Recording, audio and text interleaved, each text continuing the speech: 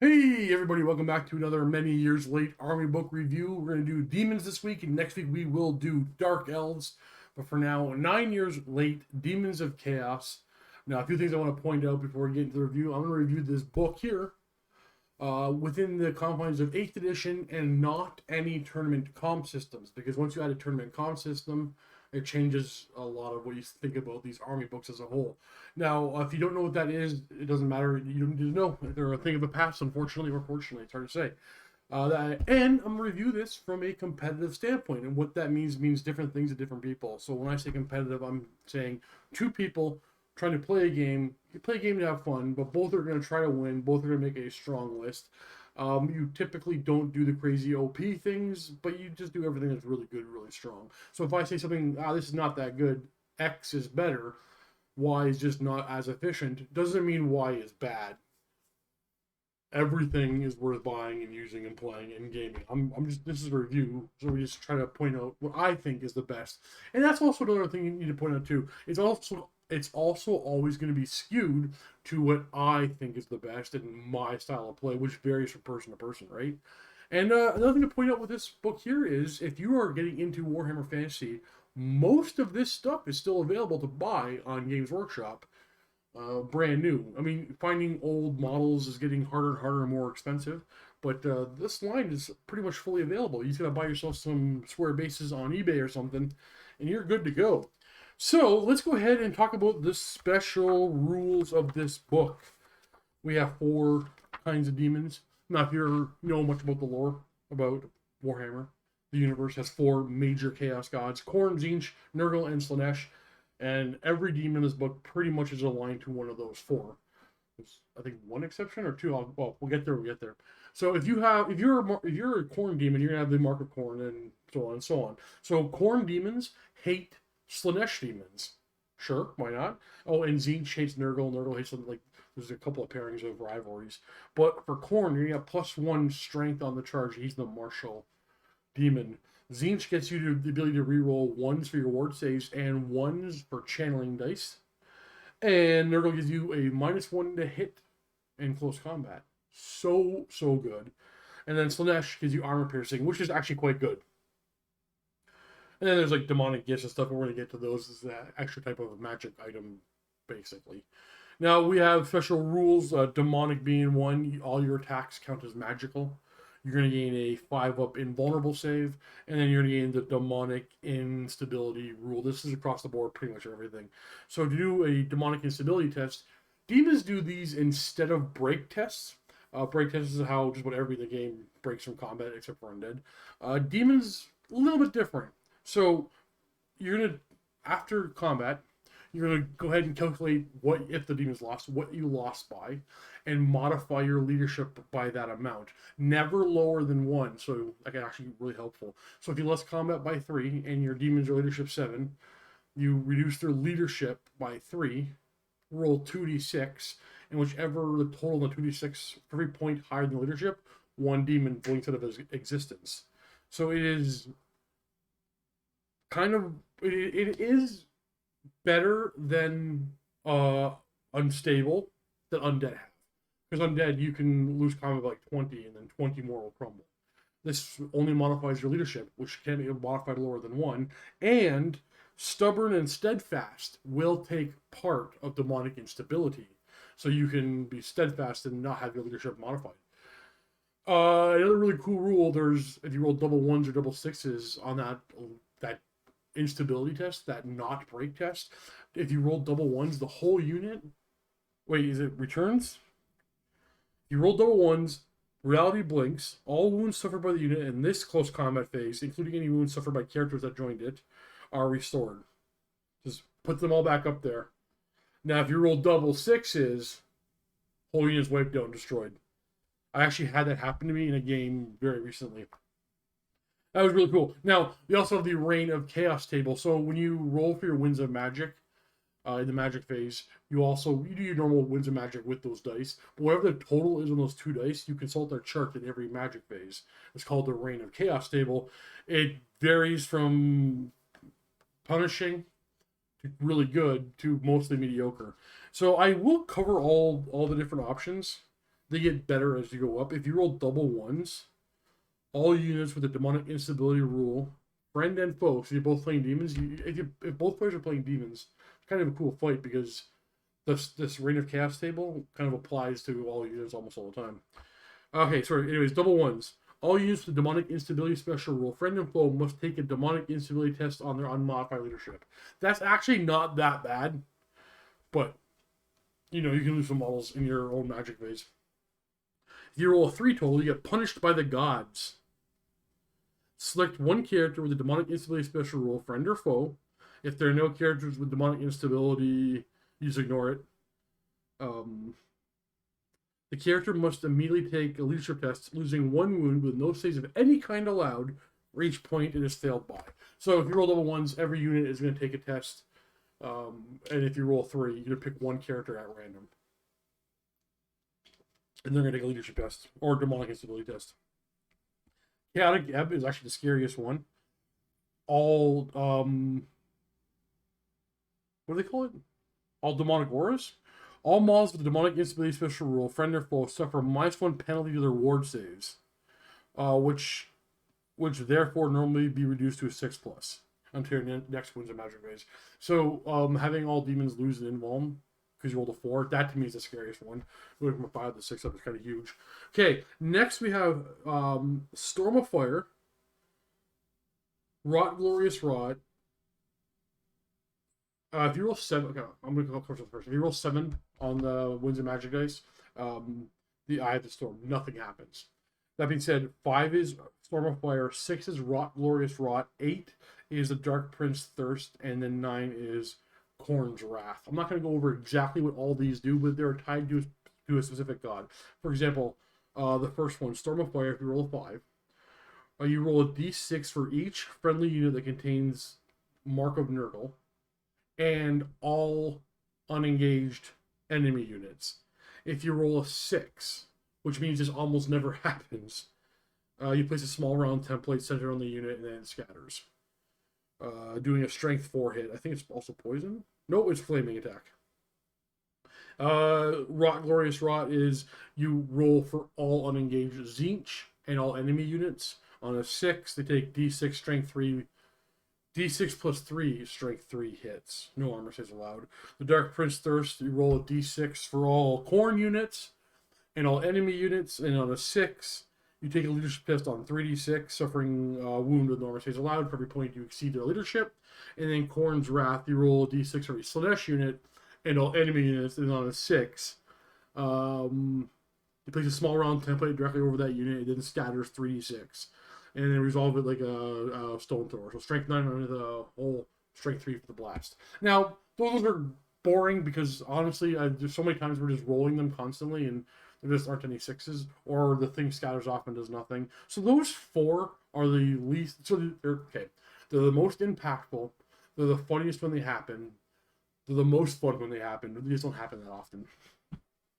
Then we got Chaotic Surge if you roll a 10. You get +1 to your ward saves for your demons. So you're gaining a 4 ward save for your basic troop. It's nuts. So you want to fish for that 10. You can't control it, but 10's cool. Okay, so 11 is Demonic Possession. Randomly select one enemy wizard on the board that does not have the Demonic Instability special rule.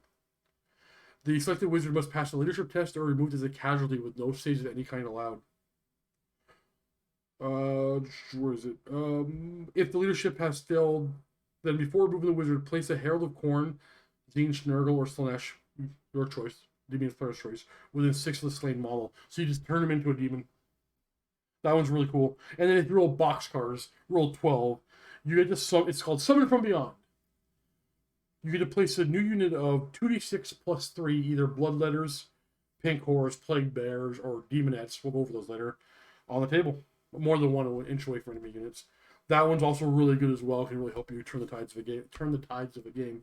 But I mean, rolling an 11 and killing your enemy's general, that's a wizard. That's often the case for me. Devastating. Chaotic Surge is your best. You want that ward save. And then Storm of Fire, Rot Glorious Rot, Dark Prince Thirst, Khorne's Wrath. They're all good. They seem to be the most common ones that happen, but they just don't. They don't trigger enough. And weirdly enough, I'm gonna derail from a review for a second. Like, what if you made it on a roll of a 5+ something happened? Would that be too good? I'm not making that call. I'm just thinking, would it be too good if it was 5+? Probably too good if it's a 5+. But yeah, that 6+ I find just doesn't happen. Doesn't happen enough. All right, now we're gonna go over this book. It's gonna be laid out by Demon in this book. So if you've seen these reviews before, you notice that I have to switch from page to page to page, back and front. They're not well laid out. Games Workshop was particularly bad in this era for the way they laid out their books, but that's okay. Now, trying to decide the best ways to go in order of the pages, or you know what we're gonna do? We're gonna go to the section where all the points are and go in order from there. We're not going to talk about named characters in this video. We're going to do special videos for them later on, because there are a few we're talking about. Scarbrand, and Kyros, some of my favorite. But let's go ahead and just start off with the big greater demons. You have a few options here. We have the Bloodthirster, the Lord of Change, the Great Unclean One, and the Keeper of Secrets. So let's start off with the Bloodthirster. This is a 400-point model with absolutely beastly stats. Movement 8, weapon skill 10, ballistic skill 10, strength and toughness 6. Only 5 wounds though, so that cannon can just one-shot him, right? Initiative 9, attack 6, leadership 9. Comes with a hand weapon and a whip. Heavy armor. The weapon is just an additional hand weapon. You have the Demon of Corn, so you get a +1 strength in the charge. Demonic, obviously. It can fly. Large target, sure, meaningless in kind of 8th edition. Magic resistance 2, Corn hates wizards. And the Terror special rule. And may take gifts totaling up to 100 points. There are no magic items. Well, there are. But we'll talk about demonic gifts later on. So you have 100 points worth of magical upgrades you can purchase for this guy. What do we got here for... Nothing, beastly stats, 400 points, nothing really to talk about in review here, because it's just a big old beastly, beefy monster for 400 points. It's also a Lord choice. Now, there's more to talk about when we get to the gifts, so we'll get to that later on. Next, we'll have the Lord of Change, also 400 points, beastly stats, but not quite as good as the Bloodthirster. Movement 8, weapon skill 6, ballistic skill 6, but the same strength and toughness 6, 5 wounds, initiative 6, 5 attacks, leadership 9. So this thing can fight in close combat very well. It's also a monster. You're getting those thunder stomps, right? Comes with a hand weapon. It's a level 2 wizard that can choose from the lore of Tzeentch or the lore of Metal. And then the same special rules as the Bloodthirster. You can upgrade to a level 3 for 35 points, upgrade to level 4 for 70 points, and may take demonic gifts worth up to 100 points. This is also a 400-point model, if I'd rather say base. So both of these are usable. It's always a little scary in 8th edition to have a big, expensive model, also a wizard, because one bad magic phase they can just blink out of existence. But I like using either of these. Next, we got the Great Unclean One. This guy's a little bit cheaper, 375 points. Movement 6, a little bit slower. This one doesn't fly. Weapon skill 6, ballistic skill 3, strength 6, toughness 7, 6 wounds, initiative 4, 5 attacks, leadership 9. So a little tougher, a little slower, a little more resilient. 25 points cheaper. Now, it is a level 1 wizard that can take the lore of Nurgle or the lore of Death, and can upgrade to level 2 for 35 points, level 3 for 70 points, and level 4 for 105 points. All attacks are poison. Let me just mute that. Other than that, it is the same beefy monster that the other two are. This guy's just slower movement rate and doesn't fly. So he's going to slither across the table slower. Not a bad thing to use. Theme-wise, Nurgle, you're going to use this one if you want a big beefy monster. Just, like, they're all good. All these greater demons are good. The last of the greater demons is the Keeper of Secrets. This is the fastest one, but it doesn't fly. So it is movement 10, weapon skill 9, nice. Ballistic skill 6, strength toughness 6, only 5 wounds, initiative 10, this is the fast one, 6 attacks to leadership 9.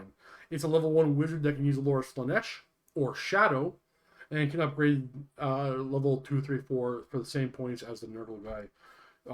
Same special rules as the Corn one, so the Terror, Large Target, Demonic, Demon Slash, and can take 100 points worth of gifts. So just 4 big beefy monster options that are also Lord choices. And your last Lord choice that isn't a named character is the Demon Prince. Now, unfortunately, if you watch the Warriors of Chaos review, the Warriors of Chaos Demon Prince is better because it's unbreakable. This guy, unfortunately, isn't. So this will have to do demonic instability. That being said, it is movement 8, weapon skill 9, ballistic skill 6, strength 6, toughness 5, only 4 wounds, initiative 8, 5 attacks, leadership 9, but only 250 points. You can pay to mark, well, you must mark it with one of the marks of the Chaos guys. So you be Demon of Corn for 5 points, or Demon of Zinj for 10 points, or Demon of Nerdle for 5 points, or Demon of Slanesh for free. Demon of Nerdle is so good. Having -1 to hit on this big beefy guy is just so good. Believe, yeah, you can upgrade to Wizard. 35 points for 1 level, 70 points for 2, 105 for 3, 140 for 4. Same issue, though, with the other big demons being upgraded. It works. It could be very good, except for you. I'm always worried about that one bad match phase and losing now like a 500-point character gone in the warp. This Demon Prince, though, can take Chaos Armor for, is it 20 points? Yeah, it's 20 points. It gives you a 4-up armor save. I would always do that. And you can purchase Demonic Flight Wings for 40 points. And then you can take up to 75 points worth of demonic gifts. Gifts from the demons. Okay, so heroes. These are all named characters. Epidemius will get his own video one day, but we're gonna ignore them because generally heroes throw off the balance of the game. Okay, we have heralds now. These are your hero level demons. These are Herald of Corn, Herald of Zinj, Herald of Nerdle. That's what they're called. So the Herald of Corn is 100 points. He's movement 5, weapon skill 7, ballistic skill 7, strength 5, toughness 4, 2 wounds, initiative 6, 3 attacks, leadership 8. Comes with magic resistance 1 built in on him, scaly skin 6+, and can ride a Juggernaut of Corn or a Blood Throne of Corn. A Juggernaut of Corn is a monstrous beast with movement 7, weapon skill 5, strength 5, toughness 4, 3 wounds, 2 initiative, 3 attacks, and leadership 7. And it's on a big base. And the Blood Throne is kind of like I believe it's a chariot. Is it a chariot? Blood Throne is a chariot. Movement 7 chariot that is strength and toughness 5. Special rule called Gore Feast and Totem of Endless Bloodletting. Interesting. Let's go find out what that does. Also, that chariot has a 3-up armor save. Let's see. Gore Feast. If this chariot's impact attacks cause unsaved wounds, immediately roll d6 for each wound caused, and for each roll of 4+, the chariot regains a single wound lost earlier in the game. That's not bad. And the Totem of Endless Blessing, any Demon of Corn unit within 6 of the Herald with Totem. Benefit from the Herald's Locus. Exactly. Okay, so you can upgrade the Herald with Loci or Locuses. Loci, I think is how you pronounce it. If you're on the chariot, instead of affecting its own unit, it'll affect units within 6. Exactly like the Empire War Altar, actually. So we're gonna have to. Well, first of all, how much is that chariot? 160 points for the Blood Throne of Corn and 60 points for the Juggernaut. We have to talk about the Locust. So we're gonna have to go ahead and find that page. No, this book. I'm not seeing the Loci. I bet it's going to be an interesting spot. Okay, so we're going to skip ahead a little bit. We'll come back to it. So we're going to have to readdress all these heralds as they affect their units with their Loci? Loci is the best way to pronounce it. Okay, so the Herald of Zinj is 90 points. Movement 4, weapon skill 3, ballistic skill 4, strength 3, toughness 3, 2 wounds, 3 initiative, 2 attacks, leadership 8. Level 1 wizard, Lord of Zinj, Lord of Metal. Can upgrade to level 2, standard 35 points on everything the game does. Can take a Disc of Zinch for 20 points. A Disc of Zinch is movement 1. Who cares if it flies? Well, it matters for certain things, like Skaven can make you walk on the ground. The Disc is Weapon Skill 3, Strength Toughness 4, 1 Wound, Initiative 4, 3 attacks, Leadership 7, and it is a War Beast. And it's demonic and has the Zinch keyword. Keyword? Not keyword. Mark, the mark of Zinch. The Herald of Nurgle, 90 points. Ooh, 90 points. This guy's Weapon Skill 5, Strength and Toughness 5. 2 wounds, Initiative 4, 3 attacks, Leadership 8. Lord of Nurgle, Lord of Death, level 1. No, can upgrade to level 1 for 35 points, I should say. And can be put on a Palanquin of Nurgle for 50 points. The Palanquin of Nurgle is a monstrous beast in this edition. Movement 4, Strength, Toughness 3, 4 wounds, 3 initiative, 6 attack, leadership 7. We gotta find out what that do, because that sounds like it could be a thing. I'm gonna try to keep this one moving along, because this is gonna be one of the bigger reviews. There are so many things in this one. Random ones, Plague Bearers. Oh, I found the right page. We'll come back to that. Oh no, there's so, I get my fingers in a bunch of spots and I don't want to leave them out of the way.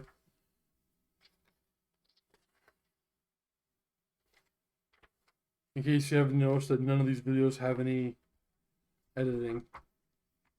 To keep them easy for me to do.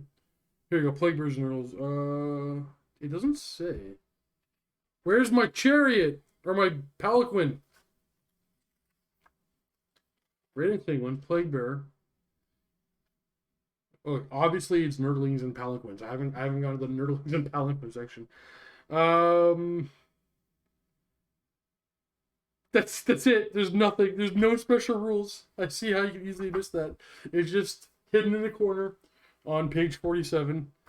A palanquin is just strength toughness 3, 4 wounds. He just rides it. He just rides the little thing. Okay, cool.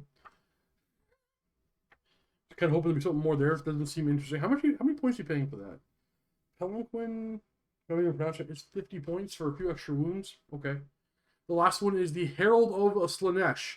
90 points, weapon skill 7, ballistic skill 6, strength 4, toughness 3, 2 wounds, initiative 7, 4 attacks, leadership 8.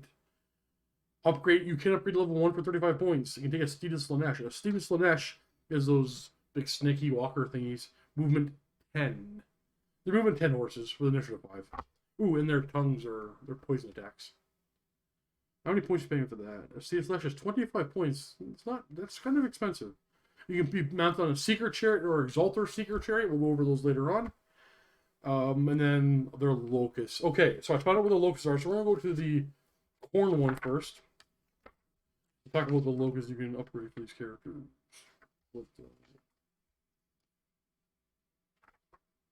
Okay, so I want to see how this works exactly. So the Herald of Corn may be upgraded with one of the following. Exalted Locust of Wrath for 75 points, the Greater Locust of Fury for 60 points, and then the Locust of Abjuration for 30 points. So basically there's going to be 3 levels. I'm not going to give you all the names of the levels, let's go over them. So the lesser one, which was 30 points, was it 30? You can get Magic Resistance 2. Now, you already built in with Magic Resistance 1, and they don't stack. You use the highest one. So that one right there is not worth the points. Like, if you were to buy Magic Resistance 2, for Magic, it's like basically 15 points a level, right? For Magic items. So you're getting the first one for free, but then you can buy level 2 for 30 points, but you're making the first one redundant. So you're basically getting +1 Magic Resistance for 30 points. Not a bargain. The Greater Locust of Fury, all models in his unit will gain the Frenzy special rule. Now that's not terrible. That costs 60 points. I don't know if I want to spend. If I was a horde, I would do that every time. I wouldn't. Like, that's going to be a theme here. These locusts are better for hordes. They bring a big old mound of these demons. And the expensive one, all models in this unit have the Hatred special rule. I mean, you're paying 75 points for Hatred. Is Frenzy better than Hatred? I would rather have... How many attacks? How many attacks does a Bloodletter have? They're one attack. I would rather have Frenzy than Hatred. You could lose Frenzy, but isn't Frenzy cheaper and just going to be better for you? Interesting. I don't think the Herald of Corn is kind of worth his points. Maybe he is, maybe he's not. Those are very expensive upgrades for units. Now keep in mind, that'll apply to his entire unit that he joins, which he can only join Bloodletters. So for the Tzeentch one, let's go ahead and find out what the Tzeentch upgrades are for the Herald of Tzeentch.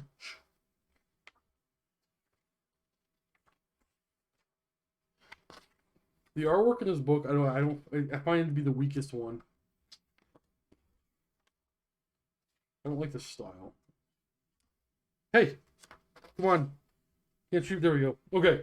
So the lesser locus of transmogrification. Oh my god. Transmogrification.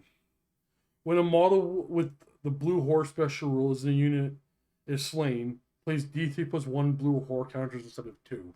Okay, we'll have to talk about that when we get to pink horrors. The greater locus of change at the start of the turn, roll d6. If this model and all models in the unit have a strength value equal to the result you rolled. Ooh, that's risky. You're paying 35 points for that. For 33% chances of getting lower strength. 50% chance of getting higher strength, and a 16% chance, 50 whatever left over to get the same strength. It's not really a combat squad. I would do it for the lulz. I don't know how competitive that is. And the final one, the Exalted Locus of Conjuration. Spells cast as model and any models in its unit are resolved at +1 strength. That's not bad. The lore of Tzeentch. Okay, so Tzeentch models can take the lore of Tzeentch or lore of metal. Lore of metal has no strength, so it's not going to apply. Lore of Tzeentch all has random strength. The +1 is not bad. We'll keep that in mind when we go over the pink horrors. I don't know. I'm not wowed by it. Okay, next Herald. All right, the Nurgle Herald. The lesser locus of virulence. Okay, so the poison attacks from the unit go from 5 up to 6 up. 6 up to 5 up. That's not bad. How much are you paying for that one? 40 points? It's not bad. It's quite good, actually. Greater locus of fecundity? Fecundity? I have no idea what this word is. I've never heard it before. This model and all models in this unit have the regeneration spell. What? How many points is this guy? He's a 90-point character. It's a 45-point upgrade. Everybody gains regeneration. That's a 4-up save after you make your demon save. No, you can't make both. Sorry, I've been playing an older edition of the game where you could make both. And 8th edition is one or the other. But your demon save, instead of a 5-up ward save, you'll have a 4-up regeneration instead. I would do that all day long. What's the next one? The greater locus of contagion. This model and any model unit scores a 6 to hit with a poison attack. The target immediately suffers an additional automatic hit resolved at strength 4. Nah, I don't like that one. How expensive is that one? That one is 50 points. No, I'd rather have better poison or 4-up regen. Herald of Nurgle is looking good. Herald of Slanesh. Let's go check out what the upgrades are. I know one of them is always straight serves. Okay, the lesser one, Locus of Grace. This model and all models in her unit automatically pass dangerous terrain tests. Lookout, Sir test, and characteristics tests, but not leadership tests. That's not terrible, but it's very situational. How many points are you paying for that upgrade? 5 points? That's 5 points. If you're not going to upgrade anything, upgrade that one. The next one, the Locus of Swiftness, is 50 points. This model and all models in our unit gain always strikes first. That's the go-to. These demons are initiative 5 or higher for the Slanesh ones. So you're almost always going to get to reroll the hit. So that you're striking first, you're rerolling the hit because of high initiative. That's a good one. The Herald, the Demonette, of Slanesh, Herald, do it. Or Herald of Slanesh. And then the last one is 60 points for the Locus of Beguilement. Challenge issued by this model can't be refused. You and not your opponent choose which model accepts. Ooh. Also, any enemies in base contact with this model or model unit has its initiative reduced by 3 to a minimum of 1. Interesting. Go ahead and assassinate some lower level characters. Now, this model has 4 strength 4 attacks. And it'll be armor piercing as a demon of Slanesh. They can assassinate some hero level characters for sure. I like a couple of the upgrades options for this lady. All right, let's talk about core units. We have Bloodletters, Pink Horse, Plague Bears, and Demonettes. 4 gods, 4 types. Bloodletters or Khorne are 14 points a model. This army is kind of expensive, point-wise. Bloodletters have movement 5, weapon skill 5. That's solid. Strength 4, toughness 3, 1 wound, initiative 4, solid. 1 attack, initiative 7. So they are strength 5 on the charge because of their Demons of Khorne. They can have a magic standard worth of 25 points. All of the cores can. They come with Scaly Skin 6+, and they magical resistance 1, and a Hellblade. Now, a Hellblade. I wonder if this is the one video I probably should have broken up and edited as I go look for these things. I'm not even sure what page. Oh, Hellblade. Hellblades are on page 29.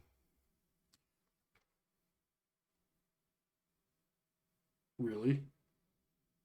Okay. A Hellblade is a magic weapon, so their attacks are already magical, so who cares? Attacks with a Hellblade have the Killing Blow. Okay, so Killing Blow. Killing Blow. 14 points a model, movement 5, weapon skill 5, strength 4, strength 5 on the charge, with Killing Blow at initiative 4. Got a 6 up armor save and a demon save of 5 up. Those are not bad. Did I just pour a bunch of water in my book?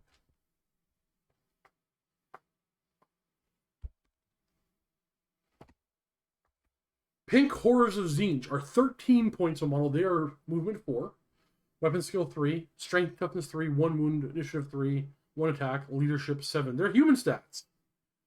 A pink core unit is a level 1 wizard. It uses Lord's. Oh, it must use Lord's Tzeentch. It has special rules, blue horrors, demons of Tzeentch. So reroll 1s to ward saves, reroll 1s for channeling. Oh, they're a wizard. And okay, let's go check out what the blue horror rule is. So the lore of the pink horrors is they always, like when you kill one, they split into a blue horror, and you kill them into a brimstone horror. So blue horror.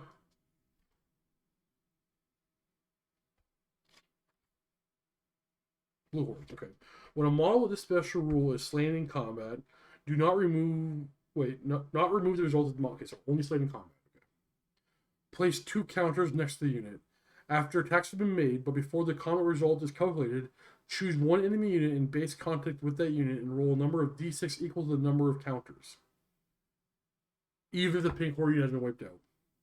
For each roll of 4+, the nominating unit suffers a strength 2 hit, distributed like shooting.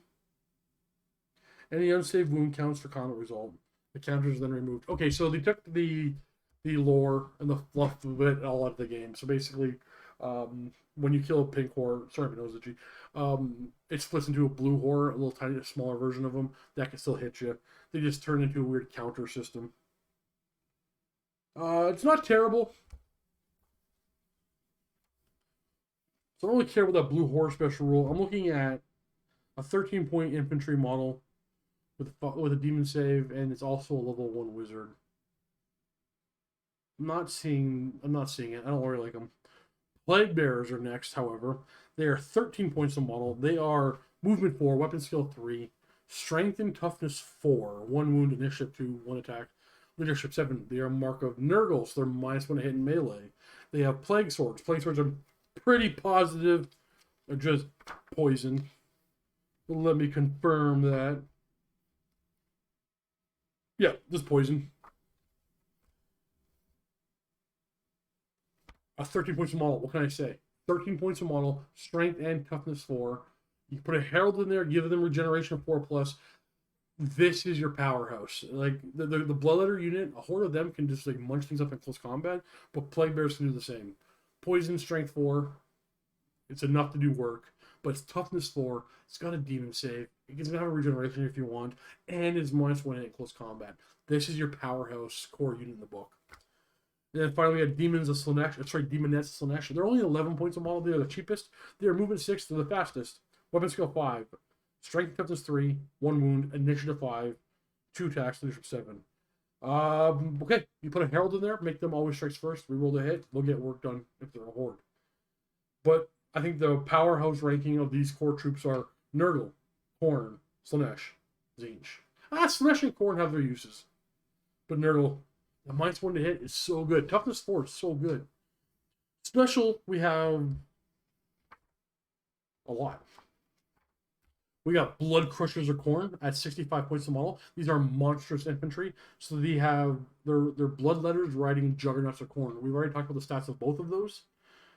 They have Hellblades, so they are Killing Blow. Obviously, the rider only. And they can take a magic standard worth up to 50 points. So we have a 7-inch move, strength 5, monsters. Yeah, you know what? This will get work done. So you have 1 attack per Bloodletter at strength 5 on the charge with Killing Blow. And then the mount itself on the charge will have 3 more strength 5 attacks. This model has, 3 wounds apiece, a toughness 4, and a demon save? I say probably worth it. Only movement 7, but hey, movement 7 is slow for Cav, but still Cav. Flesh Hounds of Khorne are 30 points a model. Ooh, these are interesting. They're movement 8, weapon skill 5, strength and toughness 4 with 2 wounds a model. And they're war beasts. They have Scaly Skin, 6 up, demonic, and they can be upgraded to ambushers for 3 points a model. I don't think I would ever ambush them. 30 points a model is already pretty hefty. Yeah, 150 points for the minimum 5, right? Interesting. They come with the Collar of Khorne. And it's got to do a lot of work for me to be considering these things worth it.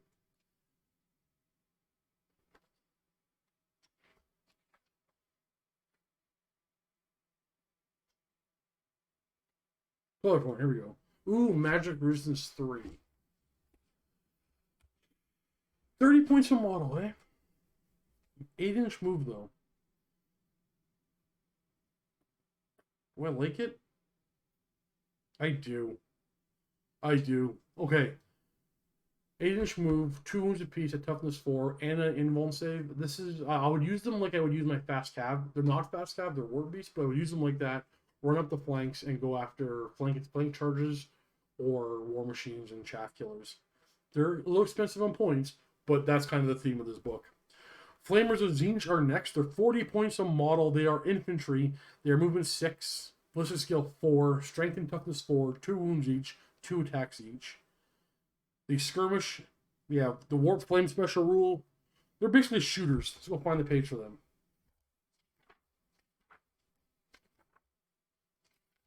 Wait, Slanesh was second in this book. Flamers of Tzeentch. Flamers of Tzeentch have an 18-inch range, strength 4, multiple shots, D6. I'm going to say these are kind of an auto-include. They're ballistic skill 4 base. They move pretty decent. Yeah, I like them. How many points did I say these guys were?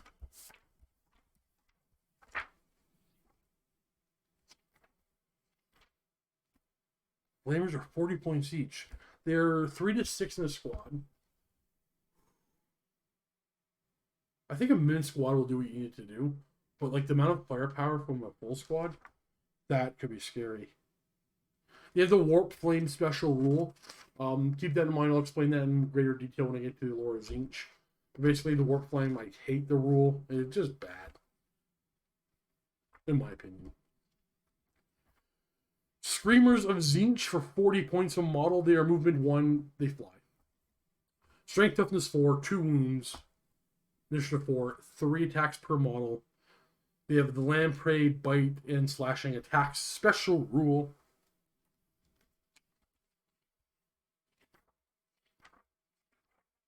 God, I hate the way these books are laid out.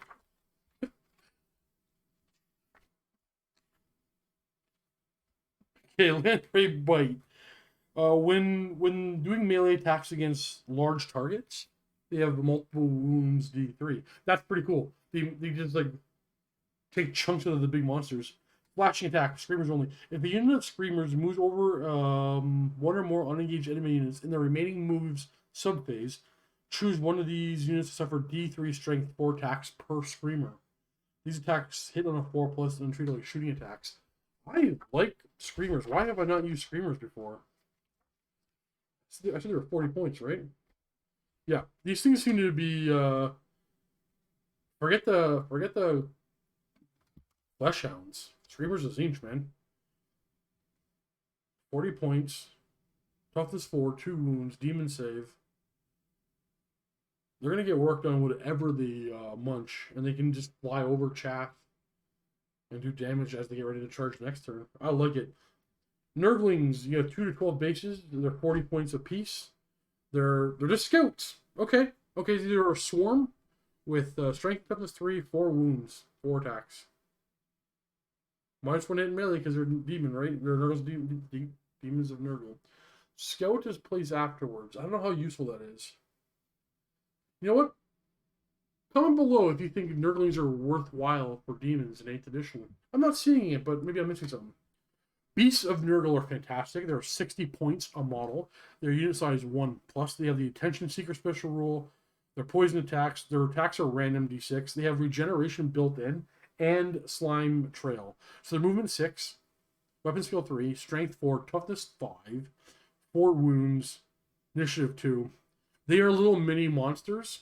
Now, they're monsters beasts, so they give you what, 1 stomp attack. They're not going to give you a full stomp, but they're 60-point mini monsters.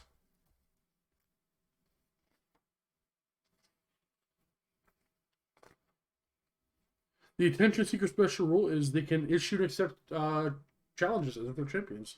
And then Slime Trail. Enemy units do not receive a combat bonus for attacking the flank or rear of this model. It's just a slimy, gooey mess. Beast of Nurgle, solid. I think your best demon list will mix all 4. But Nurgle, I think, will be the strongest solo. I think the weakest solo is probably Tzeentch. But Seekers of Slaanesh. These are the Cav, 20 points a model. They're demonettes riding on Seekers. Seekers are movement 10. Weapon skill 3, strength toughness 3, initiative 5. Fast. The count's fast Cav. Poison attacks for the mount. Can take a banner worth 25 points. Yeah, their 20 points are expensive. They're not cheap. They're not cheap. The points are better spent elsewhere for fast attack, like Beasts of Nurgle or Screamers of Tzeentch. Whatever you want the Seekers of Slaanesh to do, the Screamers will probably do that job better. Unfortunately. Fiends of Slaanesh are pretty cool, though. They are monstrous beasts for Slaanesh. 65 points a model with movement 10. Weapon skill 4, strength and toughness 4, 3 wounds, initiative 6, 3 attacks. And they have the Sporific Musk special rule. I bet you something you can't fault. Wait, that doesn't be a thing. Models in base contact with one or more Fiends of Slaanesh suffer a -1 penalty weapon skill and initiative, unless they're also Demons of Slaanesh. -1 weapon skill isn't that good. It's not like the -1 hit that Nurgle across the board gives you. But solid stats are 65 points because of the speed 10. We also have the Seeker Chariot of Slaanesh. It is a strength and toughness 4 chariot with 4 wounds. It only has an armor save of 6+, but it's a demon, so it's got 5 up the demon save. It's a 10-inch move chariot because it's drawn by those Seekers. And it has sides. That's it. 110 points. It's expensive, point-wise. But it could be worse. I don't think you need it. Chaos Furies are unmarked little flying demons. 12 points a model. They fly. They have 1 attack each at strength 4. Their toughness 3. 1 wound. You can mark them with any of the marks at 2 points per, like Mark of Horn for 2 points or Mark of each for 2 points. You just pick one. They have their uses. They're probably better previously. They're just okay. So what these Furies are going to be good for? There's war machines, redirecting, and like chaff killing. Now, demons have no short measure of things that redirect, hunt war machines, or kill chaff. Everything in their special does the job already very well. But what the Furies do is they're 12 points. They're probably your best bet for redirecting and throwaways. So the Furies have a good tactical use for you because at 12 points a model, that's expensive for most armies. It's cheap for demons. So they're your cheapest thing to throw away. So I would kind of always probably consider having 1 or 2 units in an army. Over to rare, we have the Skull Cannon of Khorne. So it is a chariot of Khorne that is strength and toughness 5 with scythes. And has that Gore Feast thing for the impact attacks doing damage. It could heal itself back up. But it has a Skull Cannon mounted on top. 135 points. 2 of these things I think are just an auto-include in your army. It's a chariot that does well in combat. Great. But it's a cannon that... So it's a cannon that can move. So you can hide it on line of sight from other cannons. But its downside is war machines in the shooting phase can pivot towards their target. Whereas this guy can't. It has to aim at its target in the movement phase. That's his one downside. But it's a mobile cannon. Cannon chariots are awesome. Like 135 points for this thing. 2 every game. Competitively speaking, 2 in every game. There's the Burning Chariot of Tzeentch for 150 points. It's a strength toughness 4 chariot with 4 wounds. It flames you. It's a flying chariot that has the flamers on top that can shoot you. I don't see the value. Soul Grinder, movement 8. It's a big old monster. 250 point monster with movement 8. Weapon skill 3, strength 6, toughness 7, 6 wounds, initiative 3, 4 attacks, leadership 7. So, it has a bunch of rules. It has a natural armor of 4 up. It can be upgraded to one of the 4 gods of whatever. 5 points for Khorne, 5 points for Nurgle, 10 points for Tzeentch, and Slaanesh is free. It can take a Demon Claw, and it can upgrade to Baleful Torrent, Flame Bombardment, or Warp Gaze. These are all making... Okay, so if you upgrade him to Baleful Torrent, you pick one of these. 50 points. He's also a Fire Thrower.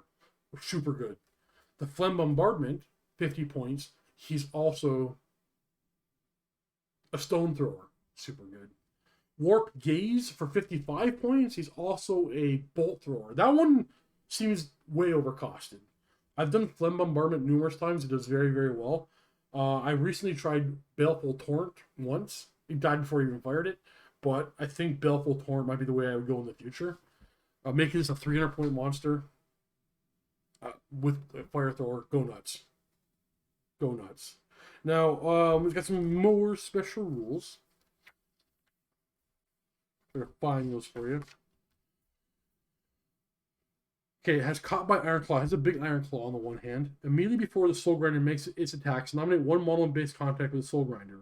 That model must pass an initiative test. If the test is passed, nothing happens. If the test is failed, all other attacks the Soul Grinder makes against that model this turn automatically hits. Oh, that's kind of cool. You can really go ahead and kill somebody's character. This model can move and still fire any of his weapons. Not bad. Oh, when it comes to the Harvester Cannon. The Harvester Cannon built in fires as a cannon's grape shot. I love the Soul Grinder. I think it's super good. I think for my style of play, almost an auto-include. Now, the problem is you can't get 2 Skull Cannons and a Soul Grinder in a 2,000-point list. So I say 2 Skull Cannons first. But the second you jump up to a 2,400-point list, Soul Grinder. More rare, we have the Hellflayer Slaanesh, 130 points for strength and toughness 4 chariot with 4 wounds, 6 of armor save, and it's scythed. But it has the Soul Scent special rule, which I feel like it should be right here. There we go. If the Hellflayer causes 1 or more unsaved wounds from its impact attacks, the Exalted or Lorst, that's the demon driving it, receives a number of bonus attacks equal to the number of unsaved wounds caused. Okay. She has 4 attacks built in, and she has crew as well. Okay, so this is a chariot with a lot of low-level attacks. I would give it a higher rating if it was not rare. rare is fighting for those cannons and grinders and stuff. Yeah, I think the fact that it's rare means you're not going to see it on the table that often. But it's a cool model. And then finally we have the Plague Drones of Nurgle. They're monstrous cav that can hover. Hover is fly that can't march. So they have a 10-inch move. You can go over things, but can never march. They are 55 points, like I said. Monstrous cav. It's a Plague Bearer riding a Rot Fly. A Rot Fly is Weapon Skill 3, Ballistic Skill 3, Strength and Toughness 5, 3 wounds, 2 initiative, 3 attacks, initiative 7. This another just amazing solid unit. If 10-inch move, they're monstrous cav that can get where they need to go with hover. Like we've seen how good Tony and Pegasus Knights. If you watch Bat Reps from New Wargaming on my channel, we've seen Pegasus Knights do so much work controlling the table. These do the same thing. They get more toughness, but they lose the ability to fly the full 20 inches. Now, there's a couple upgrades. You can have the Plague Proboscis or a Venom Sting on these guys. Plague Drones, where's the Proboscis and Sting? Oh, here we go. With a Proboscis, you have the Poison Attack Special rule. If you take the Venom Sting upgrade, before rolling to hit, nominate one Rotfly's attack speed, the Venom Sting. Roll it separately. If it hits, it wounds automatically. Okay. How many points are you paying for that, though? 10 points a model to make one attack automatically wound? No, I'm not going to pay that. The Proboscis, you gain poisoned attacks for 5 points a model. I might pay that. And then you can also upgrade to have Death Heads at 10 points a model.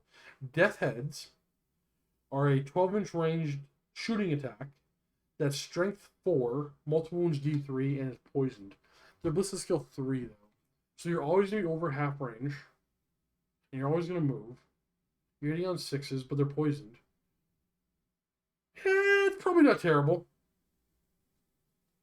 10-point upgrade. If you're a 5-point upgrade, I do it every time.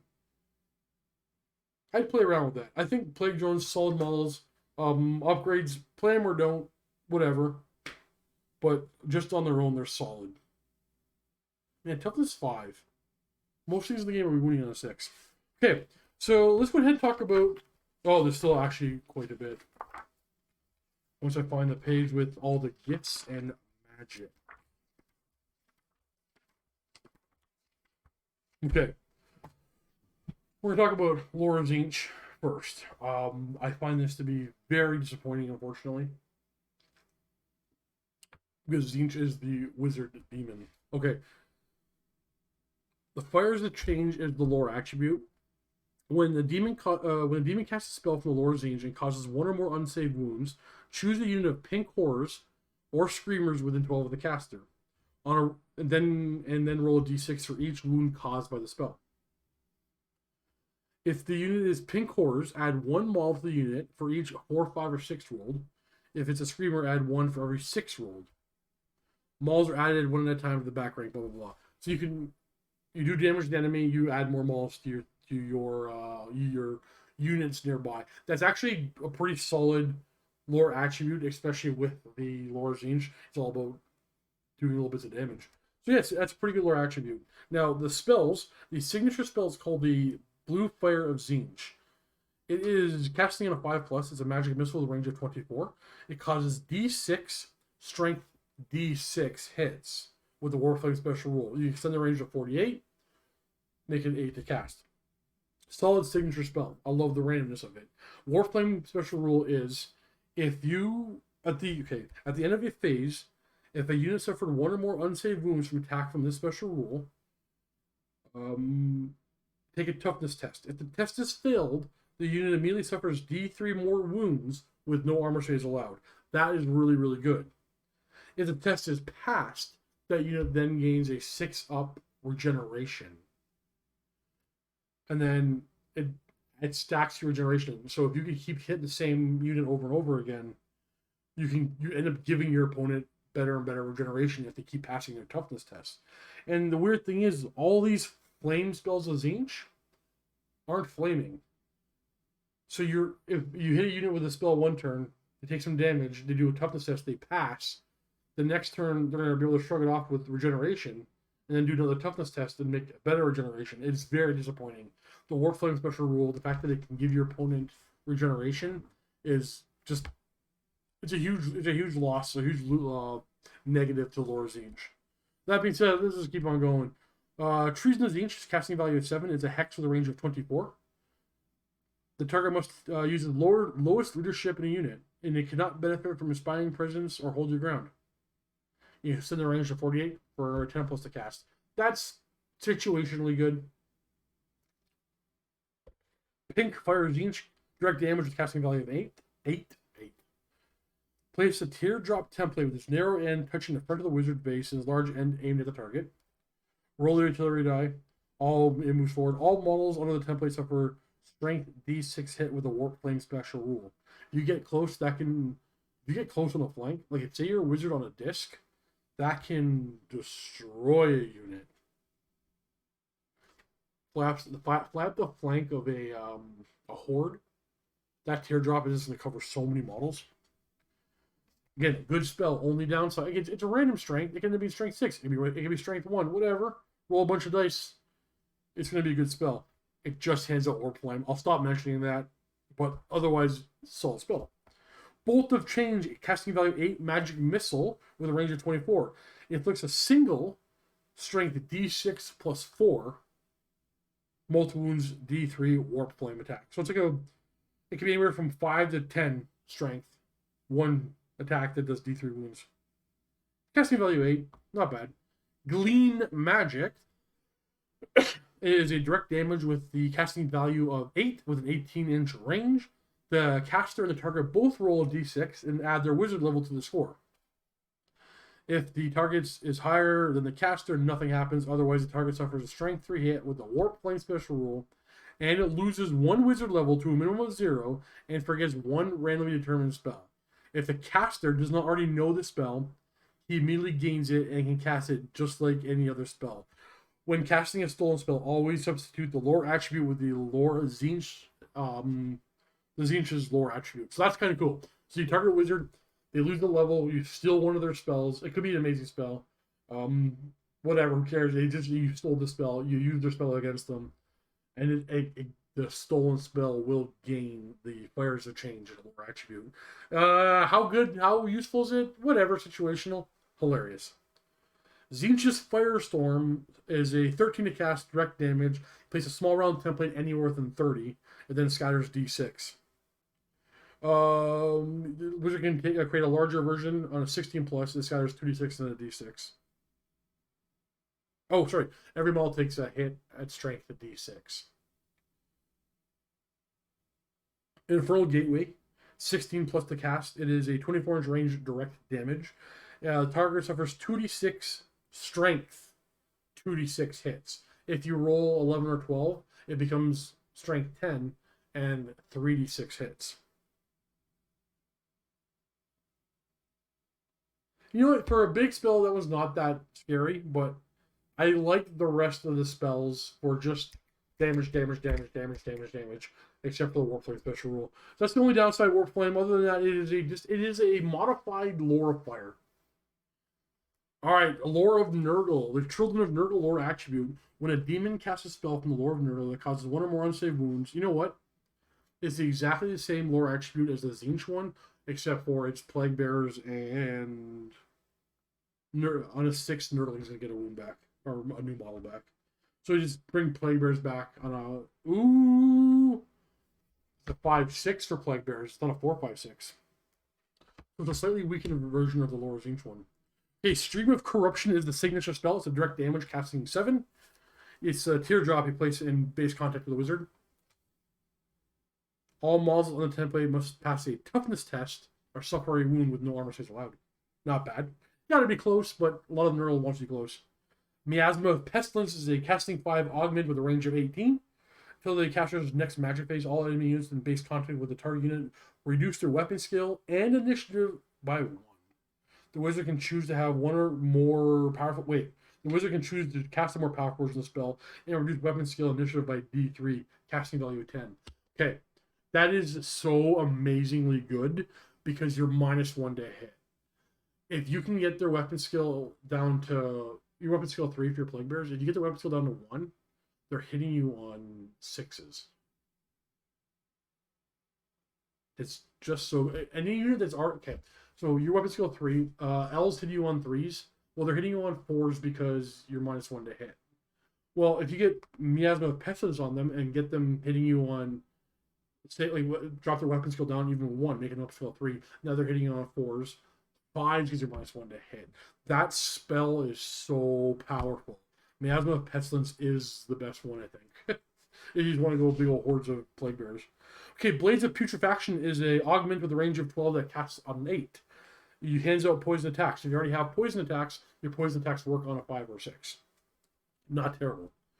Curse of the Leper, I like this one too. It's a casting on a 10 augment. Oh, it's an augment or a hex. You cast on a unit, friend or foe with an 18. If it's an enemy unit, it's a hex. If it's a friendly unit, it's an augment. If you augment, you increase the target's toughness by D3. And if it's a hex, you reduce their toughness by D3. Amazing. You can extend the range to 36 by making this spell a 13 to cast. Amazing spell. Rancid Visitation is the magic missile with a range of 18 cast on a 10. It inflicts D6 strength 5 hits. I love this one. Keep in mind the Curse of the Leper. You can lower your opponent's toughness by D3. Keep in mind you can lower your opponent's toughness by D3. Now I'm going to continue reading Rancid Visitations. So I'm going to start over with so keep in mind you can lower your opponent's toughness by D3. Now let's re-talk about Rancid Visitations. Rancid Visitation is a magic missile with a range of 18 cast on a 10. The target unit takes D6 strength 5 hits. The target then must immediately take a toughness test or suffer an additional D6 strength 5 hits. And you keep on doing that until either they pass their toughness test or the entire unit is wiped out. Amazing combo. Amazing combo. Fleshy Abundance is cast on an 11 plus. It is an augment spell with a range of 18 until the start of the caster's next magic phase. The target has regeneration 5 plus. If the target already has regeneration special rule, its regeneration save are instead improved by 1 to a maximum of 2 plus until the start of the caster's next magic phase. The wizard can choose to have the spell target all friendly units with an 18. If they do so, the casting value is increased by 22, or increased to 22. Do you remember when I said that the Herald can make you have regeneration 4 plus? What about having a regeneration 3 plus?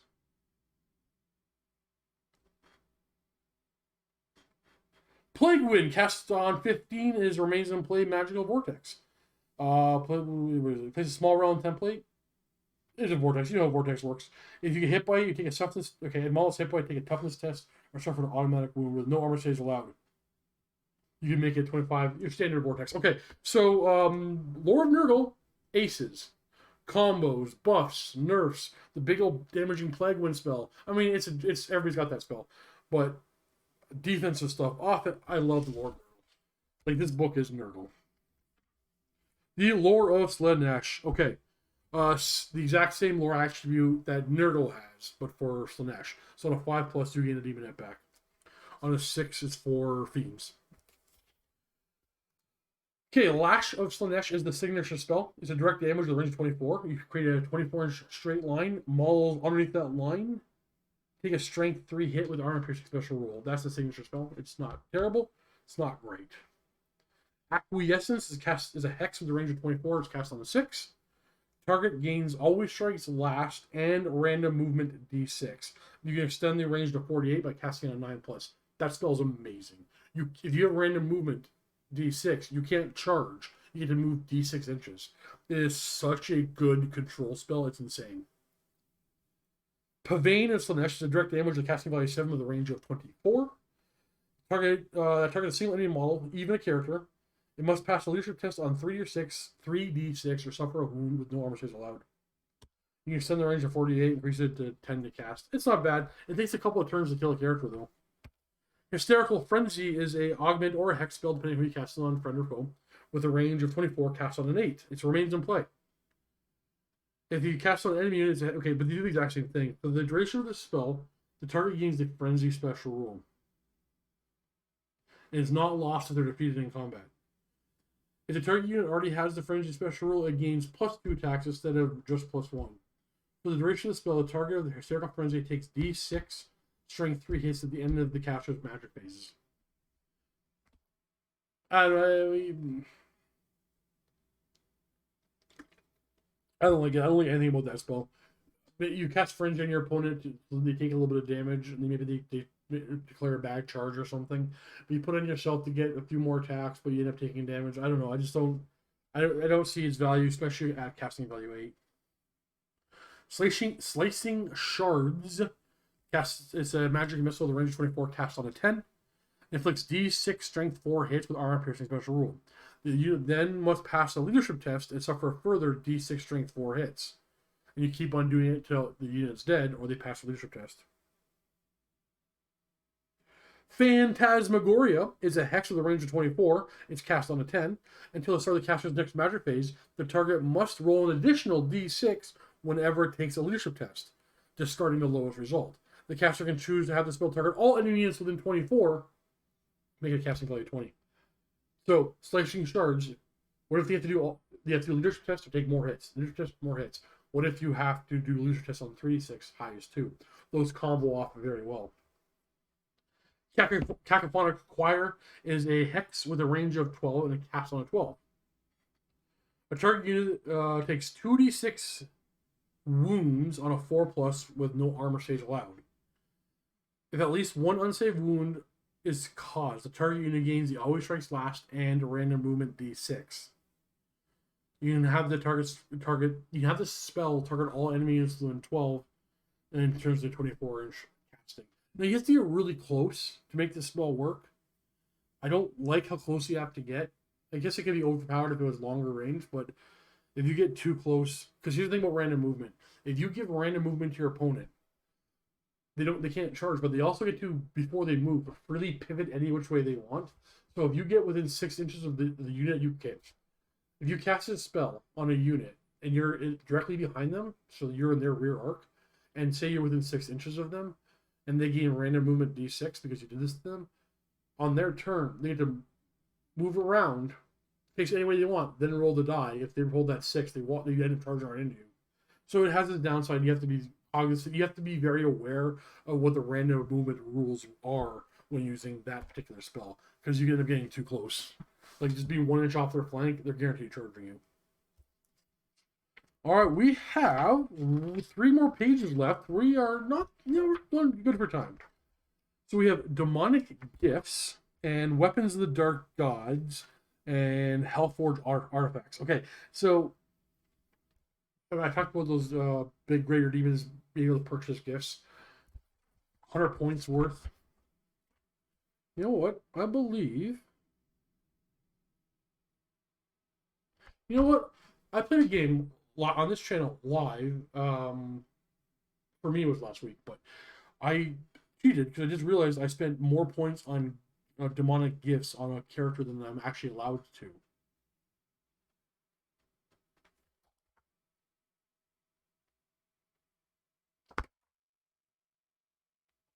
Where the price these get?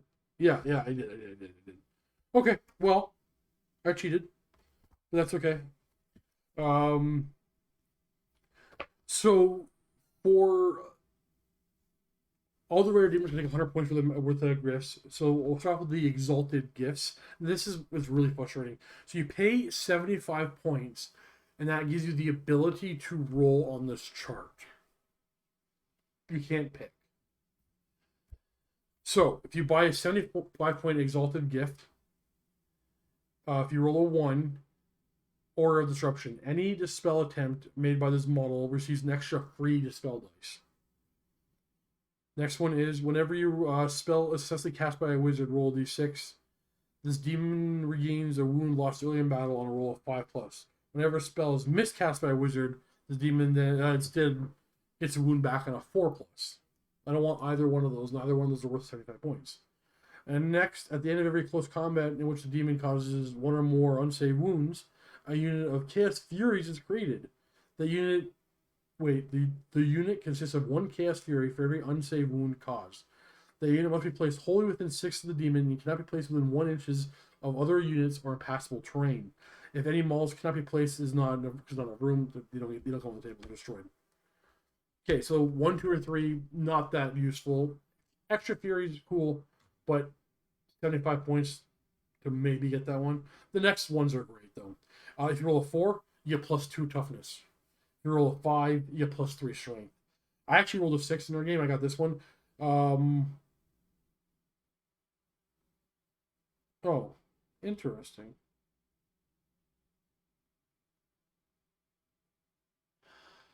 You know what? I just realized something, guys. I made a mistake. I actually didn't cheat. I had no exalted gifts. I must have bought 2 greater gifts. So ignore what I said. If you roll a 6, roll again on this table, re-rolling it for the result of a 6. And once on the lesser gifts table. So you roll a 6, you roll again on this chart, which is not great, it's pretty mediocre, and you gain a free lesser one. However, Demon has one of the Hellforge. Okay, so you can swap whatever you roll for a Hellforge artifact on page 63.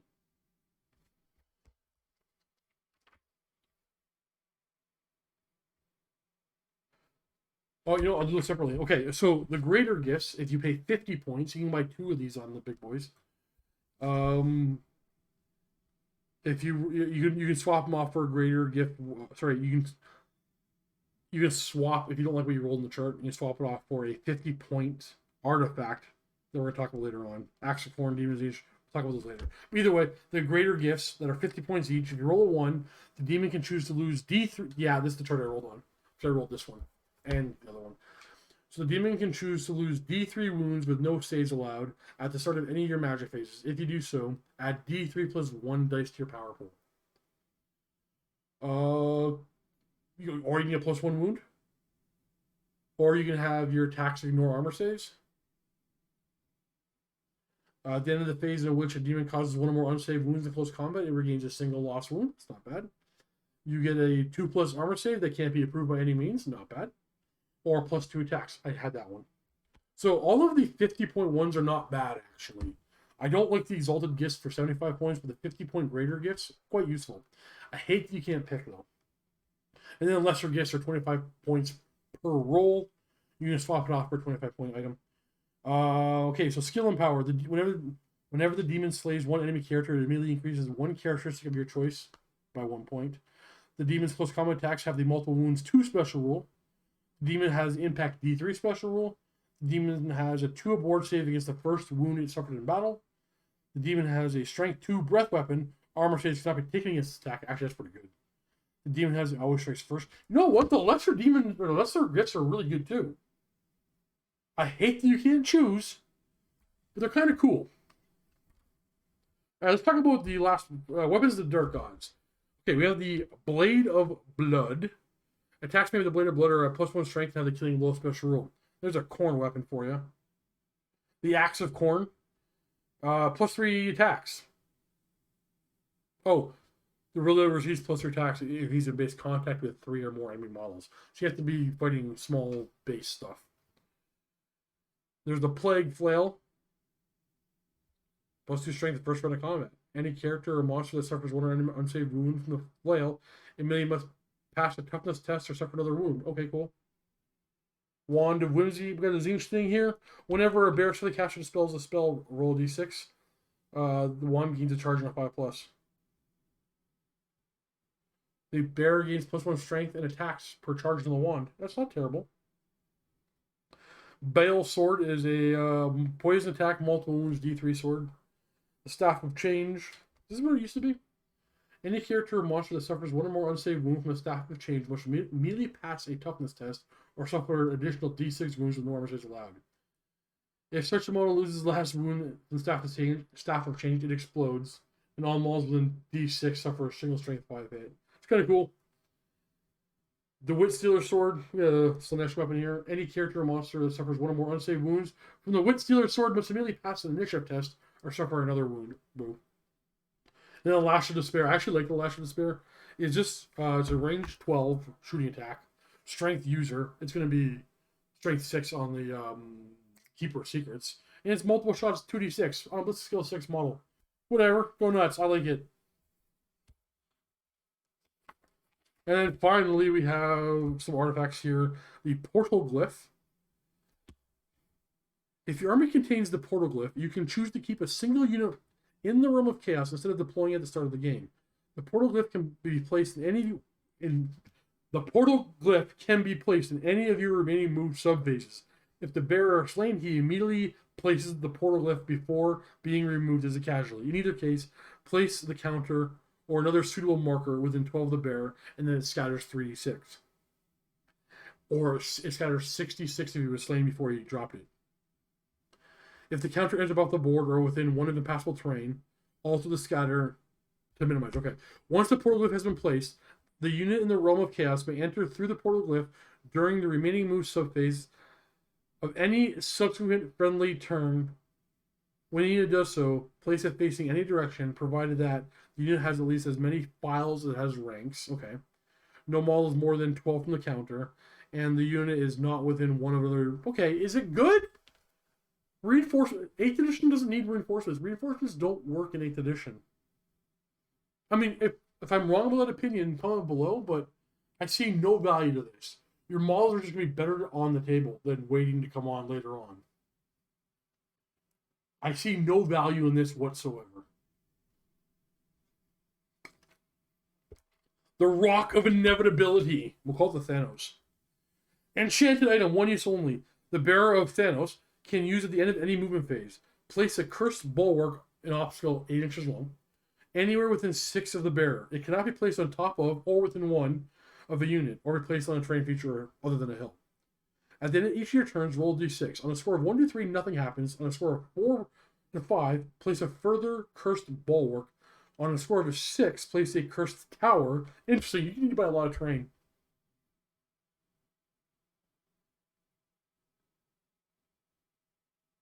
A model from the Forces of Order that is in base contact with either the cursed tower or the bulwark suffer -2 penalty to initiative. I'm not using the Thanos rock ever. It's too annoying. Adding terrain to the table like that. Okay, I gotta try it once, and I'll give you my opinions on it. I don't like it, but I gotta try it once. We have the Eternal Blade. Roll a d3 at the start of each round of close combat. The bearer's weapon skill, strength, and initiative are increased by this amount. Ooh, that's not bad. And then finally, we have the Chromatic Tone. You can choose to reroll the Winds of Magic dice in your turn. However, if you do so, the opponent can also reroll the Winds of Magic dice in their turn if he wishes. In either case, all the Winds of Magic dice must be rerolled. That's not bad. That could be fun. So this book, power level, I'll put it in the middle, maybe on the lower end of the middle. But that doesn't mean a skilled player can't do very good things with it. Everything is available to buy. I've had a lot of fun. Everybody at Mini Wargaming has played Demons of one faction at one time or another. It seems to be the everyman faction at the studio where I work. We all enjoy playing them. We've all done it. Everything, like, you want to start now, get in there with this book. It does break a lot of the core rules of the game, having demonic instability.